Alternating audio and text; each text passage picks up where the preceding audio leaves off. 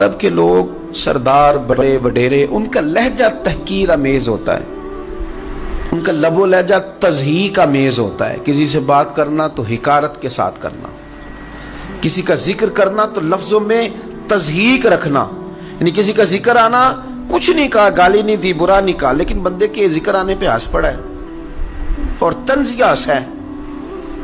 تو یہ اس نے اتنی بڑی غار کیا سینے میں، دل میں، کہ شاید بڑے وقت کے بعد بھی یہ اندر کا غم جو ہے یہ جائے نہ.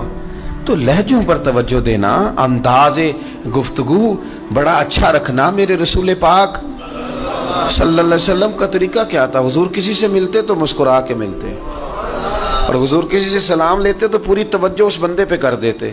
قربان جائیں، صحابہ کہتے ہیں جب تک سامنے والا ہاتھ خود نہیں چھڑاتا تھا حضور تو اس کا ہاتھ ہی نہیں چھوڑتے تھے.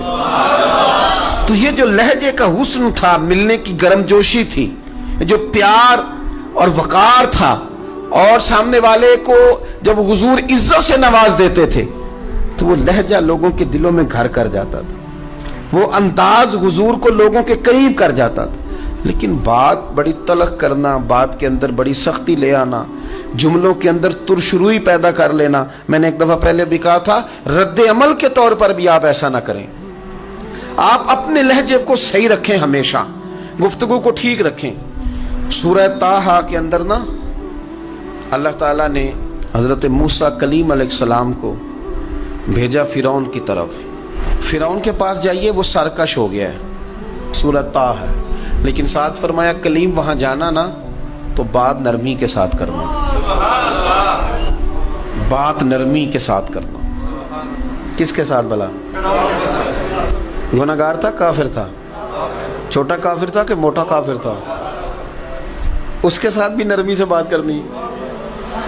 یہ سورۃ طٰہٰ ہے، میں قول نہیں پڑھ رہا، قرآن پڑھ رہا ہوں.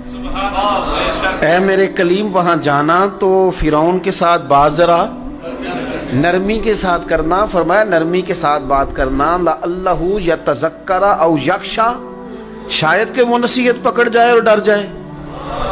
قول نرم کرنا، قول نرم، قول نرم. ہمارے حاجی صادق صاحب فرمایا کرتے تھے انداز نرم دلائل گرم. تیری دلیلیں گرم ہونی چاہیے، دلائل میں وزن ہونا چاہیے. کچھ لوگ دلیل مضبوط نہیں کرتے، آواز اونچی کرتے ہیں. آواز اونچی کرنے سے آپ شور کریں گے، ہو سکتا ہے کچھ لوگ کہیں بڑی بات ہے، لیکن دلیل دلیل ہوتی ہے. دلیل سے بات کریں، آواز نہ اونچی کریں، لہجہ ٹھیک کریں. دین کی بات پھیلانا صدقہ جاریہ ہے. ثواب کی نیت سے ویڈیو کو شیئر ضرور کیجیے. جزاک اللہ.